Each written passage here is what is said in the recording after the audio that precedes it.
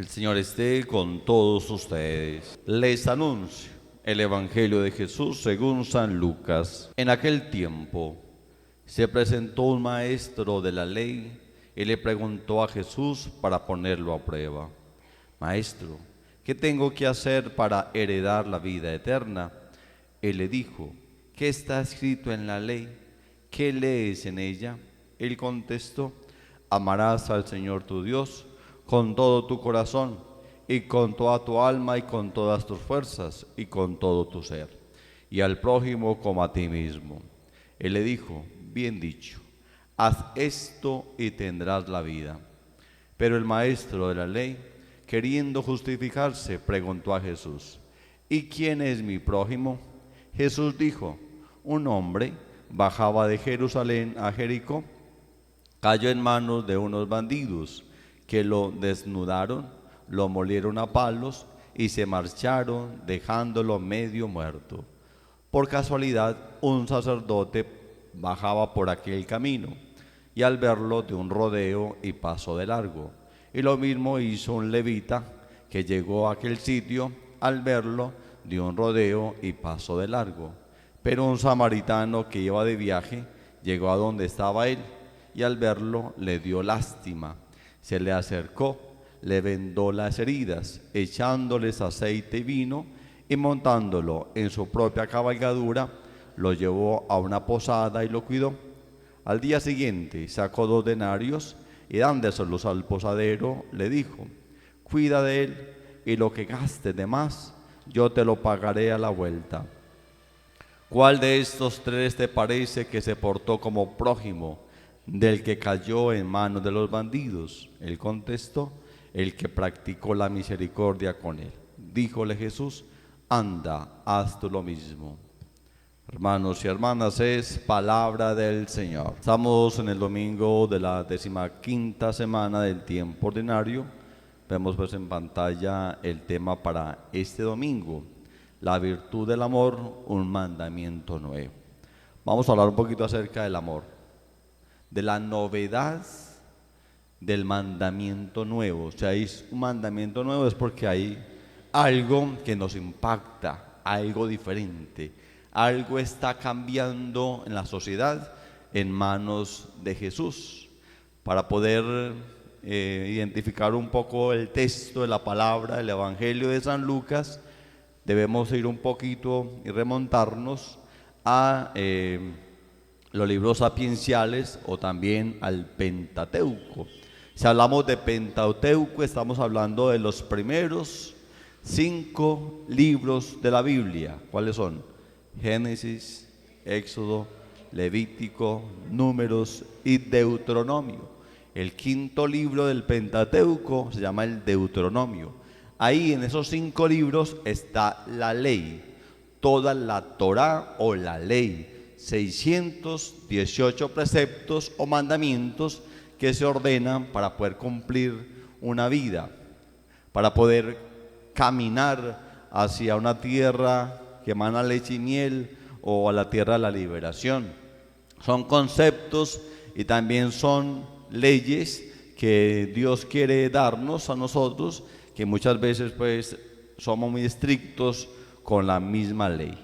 Pero ¿en dónde nace todo esto? Nace directamente en estos libros. El Deuteronomio nos recuerda pues lo que Dios hizo por su pueblo en el pasado, su alianza y la posibilidad de que el pueblo se vuelva infiel al proyecto de Dios. Porque el mandamiento no viene tanto de arriba, el mandamiento viene de abajo. El mandamiento escrito viene de abajo porque es el Dios que le ha dado a los seres humanos una verdadera protección. Y lo que hace el ser humano o el pueblo es escribir, es poner por obra lo que Dios hace por el pueblo. Y Dios acepta ese mandamiento, lo acepta, claro. Esto hemos hecho por el pueblo. Es el Dios que va actuando todos los días, siempre conduciendo por el camino de la verdad desde la vida a un pueblo. Y el pueblo afirma al Dios de la liberación, al Dios de la provisión, al Dios que siempre nos cuida. Y eso es lo que el pueblo quiere afianzar y tener en cuenta para más tarde. Por otra parte, muestra que Dios siempre es un Dios fiel, y cuando el pueblo está dispuesto a convertirse, va a encontrar en Dios una verdadera libertad de vida. Por eso, adherirse a la ley es amar la vida, buscarla y promoverla. Hay que promover la vida. La vida está ahí en nosotros, y esos mandamientos no están muy lejos, dice hoy el Deuteronomio, ni están en el cielo, ni mucho más allá del mar, sino que están en el corazón y en su boca. Pongan en práctica estos mandamientos que yo les ordeno hoy, mandamientos y normas que son divinos, para que nosotros podamos encontrar la liberación y la salvación. Son normas que Dios nos ha regalado para continuar un camino de perfección. Por eso aquel que cumple la norma, aquel que cumple la ley y el mandamiento, va por un buen camino. Es la obediencia a Dios, es el retorno a Dios lo que nos va a liberar de la esclavitud humana. Por eso, el pueblo que camina en obediencia con Dios es un pueblo que va a llegar a la liberación y a la salvación. Es muy importante la práctica de la ley, la práctica de la norma como una libertad de vida. ¿Por qué hablamos de vida? Porque está nuestra vida. Debemos de colocarla en el corazón, que es vida. El corazón es el centro de la persona. Para los israelitas es donde palpita la vida, ahí. Y a esa norma, ese mandamiento, hay que colocarlo donde da vida, en el corazón. El corazón es lo que da la vida. Y si coloco yo mi ley en el corazón, lo que Dios dice, no lo que nos inventamos. A veces nos inventamos unas leyes que no somos capaces ni de cumplirlas. Somos unos auténticos judíos o escribas o fariseos que colocamos leyes cuando no somos capaces de cumplirlas. La ley de Dios está al alcance de todos. Por eso nos decía el Deuteronomio que estas normas y estas leyes hay que sellarlas en el corazón y colocarlas en práctica. Es poder promover la vida por medio de la ley. De lo que Dios hizo por usted, también usted hace lo mismo con el otro. Si Dios te amó, también vamos a amar al prójimo, que es lo que nos va a enseñar hoy el Evangelio de San Lucas. El Evangelio de San Lucas es lo mismo que nos va a decir el Deuteronomio. Un maestro de la ley le preguntó a Jesús para ponerlo a prueba. Recordemos que en la época de Jesús nadie podía ser llamado maestro sino aquellos que habían ido a estudiar leyes a la sinagoga. Jesús no va a la sinagoga a aprender leyes. Él es la ley, Jesús es Dios y había dictado la ley en el Antiguo Testamento. Se sabía la ley de memoria, pero más que saber leyes de memoria es hacer las leyes. ¿Y cómo hacemos las leyes? Con el prójimo. No es tanto decirlas, sino realizarlas, ponerlas en práctica. Pero este maestro de la ley quiere interrogar a Jesús a ver si es verdad lo que la gente le dice. La gente lo llama maestro. ¿Por qué? Porque aprendían de este hombre. Porque lo que ya estaba registrado en el corazón, Jesús lo ponía en práctica. ¿Por qué a este hombre lo llaman maestro si este hombre no ha ido a ninguna parte a aprender normas ni leyes? Nadie lo ha visto. Venían pues unas personas, quizás fariseos o los judíos, que están apegados a la ley, que eran celosos de la ley. Y Jesús le devuelve la pregunta, pues, ¿qué lees? ¿Qué lees en la ley? ¿Qué lees en ella? El maestro dice, pues amarás al Señor tu Dios con todo tu corazón y con toda tu alma y con todas tus fuerzas y con todo tu ser, y al prójimo como a ti mismo. Se sabe la ley de memoria, la había registrado en la mente, había vuelto o había revuelto religión con ética. Ya habían mirado su ley en la mente, pero no estaba puesta en el corazón. No estaba registrada en el corazón, en lo más importante, en el corazón donde da la vida. La ley hay que ponerla en el corazón. Ya Jesús había visto que ese maestro de la ley tenía una ley en la mente. Ahí estaba en la mente. Lo que tenemos en la mente y no lo colocamos en el corazón, no estamos engendrando vida, no estamos promoviendo la vida. Cuando la ley la colocamos en el corazón, promovemos la vida en la obediencia a Dios, porque la ley viene de Dios, es el comportamiento de Dios para que nosotros tengamos vida y amor. Por eso dice Jesús, bien dicho, haz esto y tendrás la vida. Ahí está, tendrás vida. Si usted pone en práctica lo que acaba de decir en la ley, está hablando del Deuteronomio capítulo 6 versículo 5, si usted pone esto en práctica va a tener vida, o si no, sigue viviendo de idealismos, de racionalismos, de congresos, de cosas extrañas al ser humano. Pero sin embargo, para justificarse, dice el maestro de la ley, ¿quién es mi prójimo? ¿Quién es mi prójimo? Si la ley nos manda a poner en práctica al otro, o sea, promover la vida en el otro, es el prójimo.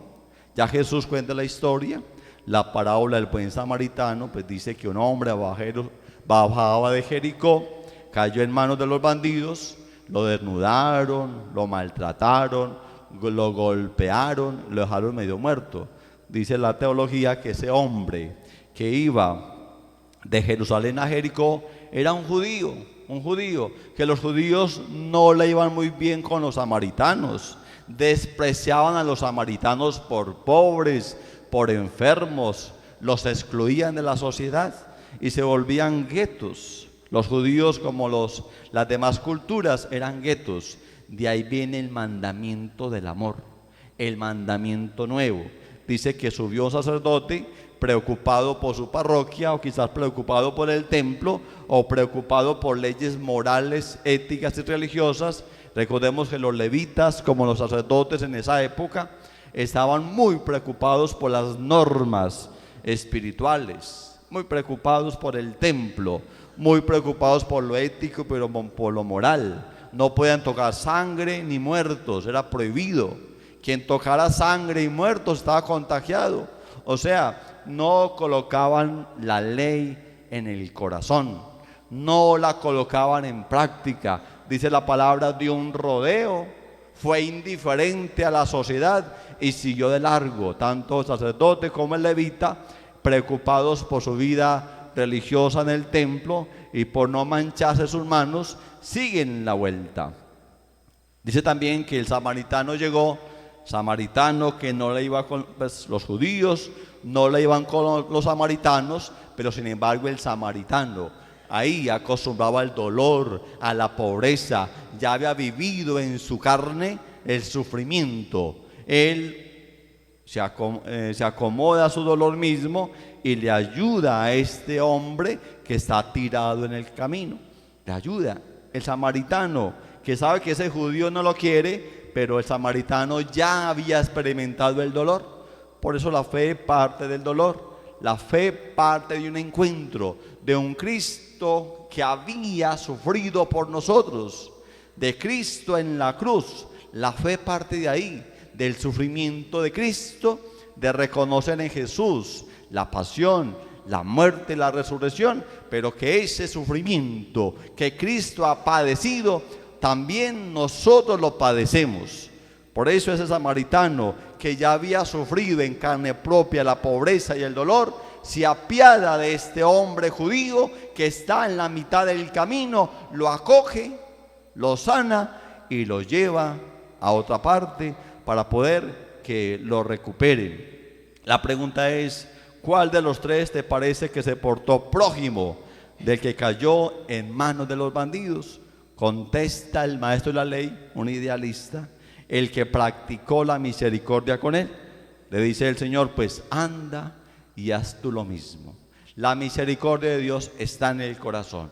¿Quién es mi prójimo? Mi prójimo es aquel que tiene la necesidad, aquel que está apareciendo en primera vista y que está golpeado y maltratado. Ese es mi prójimo. Usted y yo necesitamos ser prójimos con aquellos que lo sufren todo y que lo padecen todo. El prójimo es aquel hermano y hermana que tiene la primera necesidad. La primera necesidad. El prójimo no es tu jefe que todo lo tiene y que al jefe le damos lo que él quiere. Los regalos más grandes se los damos a los jefes. Llega una persona pobre a su casa y le damos una moneda de 50. ¿Qué mérito hay cuando nosotros como humanos le damos a la gente cosas para que nos las devuelvan? No hay méritos. Dice el Señor, no hay méritos. El mérito es aquel que reconoce en el doliente, en el sufriente, en el pobre, tu prójimo. El prójimo es aquel primer ser humano que está sufriendo, que está padeciendo. Es el rostro misericordioso del Padre. Jesucristo es el rostro misericordioso de Dios, nos decía el Papa Francisco en la Misericordios Vultus numeral 1, o el rostro de la misericordia. Jesucristo es el rostro de la misericordia del Padre, y nosotros como cristianos debemos ser el rostro de esa misericordia del Padre envuelta en Jesús. Lo que hizo Jesús es la misericordia. Lo que actúa Jesús en los demás es ver al prójimo, al que sufre, al que tiene el dolor, al que está vencido quizás del sufrimiento, pero que nosotros cristianos debemos de ayudar, de cooperar y de ser fraternos. ¿Cómo fraternizar la solidaridad? ¿Cómo humanizar la globalización? Hoy en mundos posmodernos, donde hay tantas dificultades, nos invita hoy en el Evangelio de San Lucas a reconocer en aquel otro el prójimo, la necesidad, cubrir necesidades urgentes. Ese es mi prójimo, el que tiene la necesidad más urgente. Quizás tu esposo, tu esposa, tus hijos, tus vecinos. Antiguamente era muy bonito. Antiguamente los vecinos hacían buñuelitos, repartían natilla, repartían comida. Ya eso se ha olvidado muchísimo. Estamos en un mundo muy egocéntrico. Sálvese quien pueda. Hoy debemos despertar. Hoy debemos despertar que hay muchos prójimos que nos necesitan. Aquel vecino que está frente, al lado mío. Hoy ya no conocemos quién vive arriba, quién vive abajo, quién está al frente. No sabemos las necesidades de nadie. Estamos muy lejos de la misericordia de Dios. Seguimos siendo idealistas en la ley. Hoy hay que poner en práctica la ley, el mandamiento del amor. ¿Cuál es la novedad de este evangelio? Que los judíos, los escribas, los celotes se amaban entre ellos mismos. No había mérito. El mandamiento de la ley es ir mucho más allá del egocentrismo cultural. Es reconocer el rostro de Cristo en aquel que sufre. Esa es la novedad del mandamiento del amor, ir mucho más allá, no quedarme en mi pequeño círculo egocéntrico, sino practicar la misericordia con aquellos que sufren, no solamente quedarme ahí en un egocentrismo y de individualismo, sino que podamos superar nuestra vida espiritual, ver en el rostro que sufre, en aquel que está a nuestro lado, el prójimo, aquel donde podemos practicar la caridad y la misericordia de Dios. Ahí está pues en pantalla la conclusión de este domingo. El mandamiento del amor lo llamó nuestro Señor Jesucristo el mandamiento nuevo. ¿Y por qué era nuevo? Porque para los judíos el mandato del amor a los demás era solo para su misma raza y nación. Era un amor entre ellos mismos. Por eso el Señor lo llama mandamiento nuevo, porque se extendía a todos los hombres. Gloria al Padre, al Hijo y al Espíritu Santo.